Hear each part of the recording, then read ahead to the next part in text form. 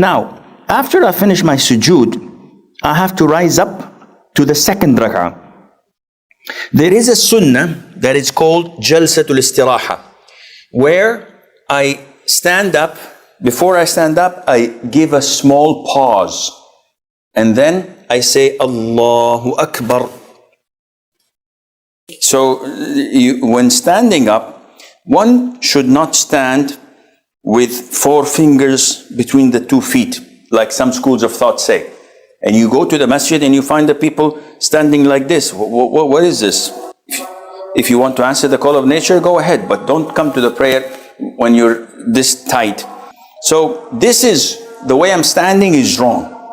Some brothers, when they want to come and pray, they do this. Why? He says, the one on the right is far away from me, and the one on the left is far from me. And the brothers is doing this and doing this. Akhi, what are you doing? This is done in karate, in taekwondo, but not in prayer. So how should I stand? Stand normally, akhi. The width of your shoulders should be relevant to the distance between your 2 feet. Don't stand like this, because this is not pointing to the Qibla, and don't stand like this, because this means you have to see your orthopedic surgeon, you have a problem with your knees. But stand in a normal way, either like this or a little bit away from each other. Make it natural the way you stand. So I rose to the second rak'ah.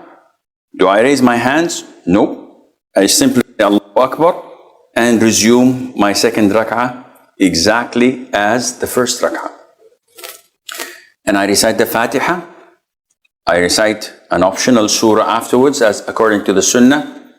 Now, one thing that we need to pay attention to, and 90% of Muslims are doing, unfortunately, it is a mandatory act of reciting the Qur'an, of making dhikr, of making dua, is to move your lips. What do you mean, Sheikh? If you pray the Fatiha like this, I just said Ameen in my head. I did not move my lips. I did not move my tongue. Your prayer is invalid. Oof, invalid. Yes, it's totally invalid. Why? See, when I think of punching my cameraman in the face, or taking the wallet of the man sitting there and robbing him of his money, I didn't utter it, I didn't act upon it, there is no sin on me. Whatever goes in my mind, there is no sin. Likewise, if I just simply recite the Qur'an in my mind without moving my lips with it, it does not count. It's just scanning things in my head. I have to say,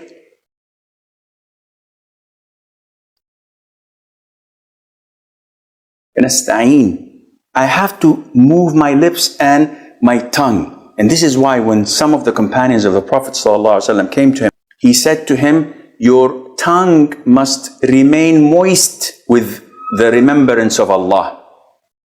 Which means that you have to move your tongue when reciting the Qur'an, saying Allahu Akbar. The people, they do like this. And they keep on their prayer without moving the lips, and this is totally wrong. One of the things that a lot of the Muslims also make a mistake in is keeping their eyes closed. So what are you doing? Well, I am daydreaming.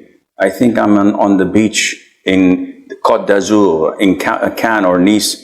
Wow, it's fun. Allahu Akbar. What? This is totally haram. Why are you closing your eyes? He said, oh, Sheikh, I'm distracted. Whenever I keep my eyes open, the man in front of me is moving, and the next one to me is touching his pocket, and the third one is picking his nose, and every time I feel tempted to look at my watch, and sometimes I say, Sami Allah liman hamida, and I watch the chandeliers and the lights and the writing on the wall. I get distracted, so I close my eyes. This is not permissible. Why? Because neither the Prophet ﷺ nor his companions had ever done this, and they had more things to distract them than you. Now, if you tell me that there's a child in front of you while praying, sometimes you get these situations. You get a 3-year or 4-year-old child standing in front of you, looking into your eyes and doing faces to you. This would make you break into laughter.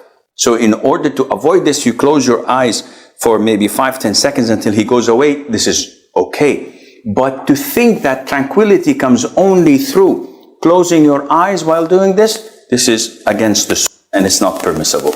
Also, one of the common mistakes is that when you are in the ruku' position and you say, Sami Allahu liman hamidah, people think that this is time for dua qunut. So they say, Sami Allahu liman hamidah, Rabbana wa lakal hamd, hamdan kathiran tayyiban mubarakan. This is wrong.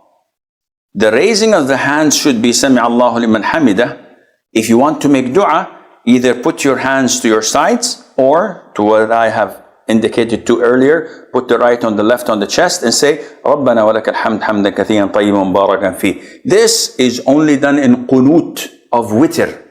When you're making dua in qunut of witr, not during your prayers as usual. I bow and I prostrate and then I sit for the first tashahhud. So when I rise up from the second sujood to sit for my first tashahhud, I'm in the position of iftirash. I sit on my left foot with my right foot erect, with my toes pointing to the qibla. And I begin to say at-tahiyyat, which is mandatory. Now, my left hand is on my knee and thigh in here. My right hand has 2 positions. The first position is to grab the 2 pinky and the one next to it finger, to attach the middle finger with the thumb, doing a circle like this, and to point with my index finger like this. This is position 1, which the Sunnah came with. The second position is to make a fist with all 4 fingers, pointing only with the index finger. So, either this or this. Now, what do I do with the index finger? The Sunnah, as in the Hadith of Wa'il ibn Hujr, the Prophet, whenever he sat alayhi salatu wasalam for tashahhud, he used to point his index finger, moving it, making dua with it. So the Sunnah is to point it like this, shake it in its position, not circling like some people do, and not going up and down like people do, rather than pointing it and moving it. There is another hadith which is not as strong, not as authentic, which was narrated by Abdullah ibn Zubayr, may Allah be pleased with him and with his father, that the Prophet used to point and does not move. But the most authentic opinion is the hadith of Wa'il ibn Hujr, that he used to move it throughout. So when do we stop, Sheikh? You begin by saying, التحيات لله والصلوات والطيبات السلام عليك أيها النبي ورحمة الله وبركاته السلام علينا وعلى عباد الله الصالحين أشهد أن لا إله إلا الله وحده لا شريك له وأشهد أن محمدا عبده ورسوله, with different variations of this tashahhud. And I'm moving my finger. Point out that I can say either one, the hadith of Umar or the hadith of Abdullah bin Mas'ud. Assalamu alayka ayyuha nabi. This is Ibn Umar, this is Umar ibn Khattab and others. Or I can say that what Abdullah ibn Mas'ud used to say, which is in Sahih al-Bukhari, Assalamu ala nabi wa rahmatullahi wa barakatuh. And he said that we used to say at the time of the Prophet, when he was alive, Assalamu alayka ayyuha nabi, But after he died, we used to say, Assalamu ala nabiyyi wa rahmatullahi wa barakatuh. So I can say either one. Now this is the first tashahhud. Do I offer salutation afterwards by saying, Allahumma salli ala Muhammadin wa ala ali Muhammad? No. The most authentic opinion is that this is the sunnah. Imam Shafi'i said that if you add salutation upon the Prophet in the first tashahhud, this is recommended. And the vast majority of scholars say this is okay, but it is not per the sunnah. So you stop at وَأَنَّ مُحَمَّدًا عَبْدُهُ وَرَسُولُهُ. Now, then you go and stand up for tashahhud, your third rak'ah. In Fajr, I continue. Allahumma salli ala Muhammad wa ala ali Muhammad, and I point out my finger throughout until I offer salam. If I'm in Maghrib or Dhuhr, Asr or Isha, I stand up for the third rak'ah. I continue the third rak'ah, the fourth rak'ah, and then I sit for the last tashahhud. In the last tashahhud, which is in a prayer that has two tashahhud, the first one and the last one, I sit in the position known as tawarruk. And tawarruk means that I sit on the hip, the wirk, and I sit on my left buttock. This is called tawarruk. And I erect my right foot as usual, but my left foot, which I used to sit on, now comes underneath my right leg. So this is called tawarruk. The Prophet used to do this in the third rak'ah in Maghrib and in the fourth rak'ah of Dhuhr, Asr and Isha. Now, I place my left hand over my knee with it. And sometimes it's erect so that I can lean on it, because I can see that my hip and my side is a bit tilted because of this way of sitting. And my hand is on my thigh, pointing my finger, and I'm looking, and this is something important. When I sit for tashahhud, where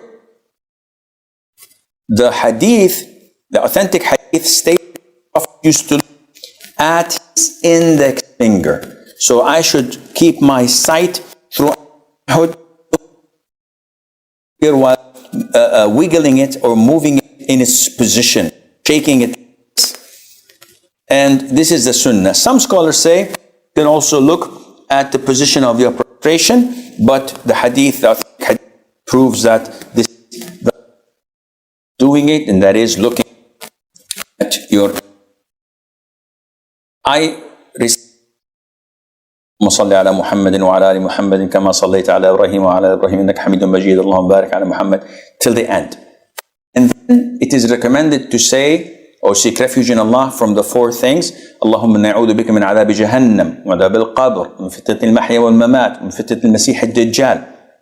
And then I can ask whatever I want, same as sujood, because this is a place where the Prophet told us alayhi salatu wasalam that you should select whatever you want from dua in this position. So I ask for Allah's forgiveness, I ask for Allah's provision, I ask for Allah's health, to guidance, etc. And then recommended to conclude before salam by saying, Allah ala dhikrika wa shukrika wa husni ibadatik. This dua of Mu'adh ibn Jabal, some say it's before salam, others say it's after salam. I'm inclined to say it before salam because this is the time of dua. And then I offer salam. And how do I offer salam? I say, Assalamu alaikum wa rahmatullah. Assalamu alaikum wa rahmatullah. If you notice, I did not pause. I did not say, Assalamu alaikum wa rahmatullah. Assalamu alaikum wa rahmatullah. It's not this way. And it's wrong to say it. People say, Assalamu alaikum and then turn. No, it should be simultaneous. Assalamu alaikum wa rahmatullah. Assalamu alaikum wa rahmatullah. And the sunnah is to make those behind you see your cheek. So you don't say do this. So they see your cheek, as they reported it in the companions. We used to see the whiteness of his cheek, alayhi salatu salam, to the right and to the left.